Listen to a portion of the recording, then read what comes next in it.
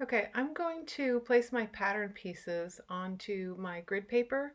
You can choose to leave your seam allowances, or you can also just use your original pieces without the seam allowances. Since the cardboard is a little stiffer, you might be able to get away with not having seam allowances. That being said, I didn't use them on my pattern and I'm kind of regretting it. So maybe in select locations, like on the front part of this, I wish I would have left some tabs.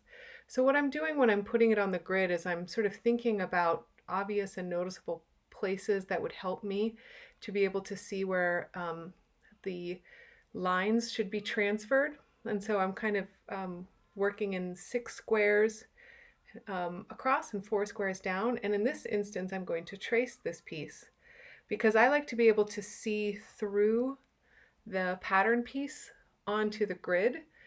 But now tracing that onto that means that I can't reuse that sheet of grid paper if I needed to.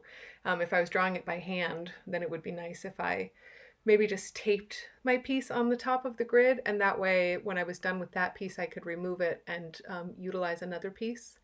You can also see on the top that I had a little plastic sleeve that I put my grid paper in. If I had a thin dry erase marker, I could even trace around it. But what I'm doing here on this bottom piece, since I just taped it on top of the grid, is that I'm just transferring the grid lines on top of the tape pattern piece. And I like to be able to identify each one of those shapes as a square so that I can really fully utilize that square to help me when I'm going to go to transfer these lines onto my larger sheet of grid paper. Okay, in the next video, I will show you how to do that.